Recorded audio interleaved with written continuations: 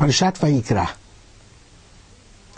a new book of the Bible, the book of Leviticus, the book that deals with the Holy Temple, the sanctuary in biblical times, the sacrificial rites. What is the idea really behind the sacrifice? And let me speak specifically about one kind of sacrifice, the sin offering.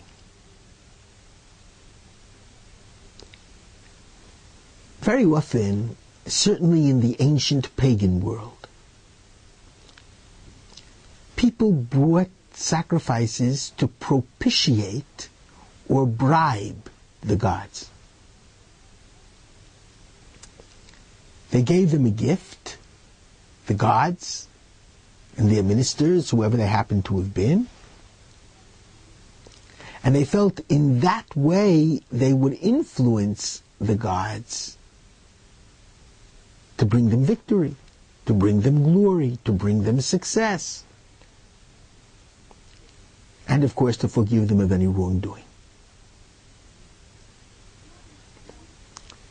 Unfortunately, there are many individuals who use Ben Adam L'Makom, the laws between man and God, in a similar kind of way. They have no difficulty in cheating their fellow man, in laundering money, in pulling all sorts of feilish shtick in their business dealings.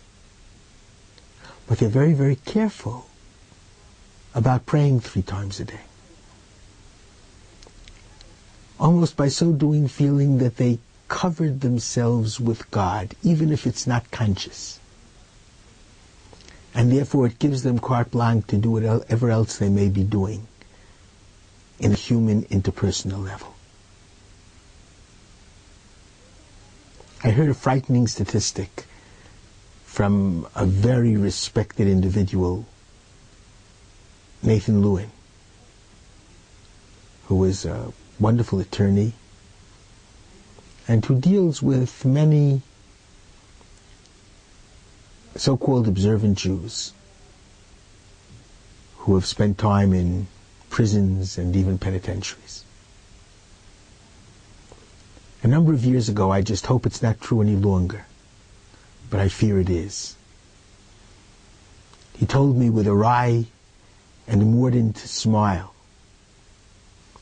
that there's not a penitentiary in the United States that doesn't have a Daf Yomi class every morning.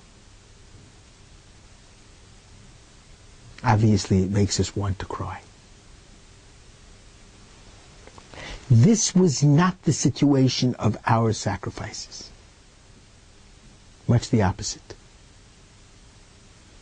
There was no sacrifice for a sin which could not be accompanied with repentance, tshuva.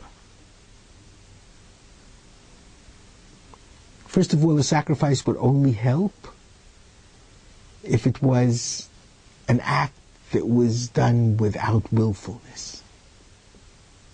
Shogeg. A person who committed a sin on purpose can only be forgiven through real repentance, a broken heart, and true repentance, first and foremost, standing against and together with the person against whom he had sinned.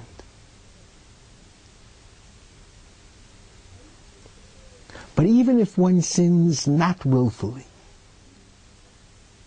he didn't know it was Shabbat. He didn't know that this was forbidden on Shabbat.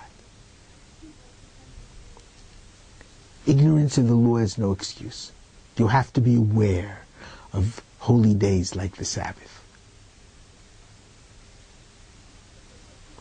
And before the sacrifice is offered by the Kohen, the one for whom the sacrifice is brought must place his hands on the head of the animal and recites the confessional, vidui. And in effect, what must be going through his mind is, that he feels that he indeed should be killed. Because we're put on this world, we're given life, and all that God asks of us, the rent we should pay for life in this world, are the 613 commandments. If we weren't sufficiently aware, if we didn't act properly, we don't deserve to live in this world. And hopefully, seeing the act of the animal dying and realizing that God, in His beneficence, allows us to live and gives us another chance, will lead the individual to recognize, first of all, the enormity of the crime, the seriousness of the crime, and secondly, to be repentant. I don't know what the sacrifices were truly like because we haven't experienced them. I do know, however, that seeing an animal die is a much more serious experience than just beating the breast. It very often can be an external act without a real internal repentance. I, for one, would very much like to experience the sacrifices. I think they would bring a lot of people closer to God, which is really the purpose of the sacrifice. Not a bribe, not a propitiation, but from the word karov, korban from karov, to bring the individual closer to his Father in heaven, who is ready to forgive him, but he has to seek forgiveness. Shabbat Shalom.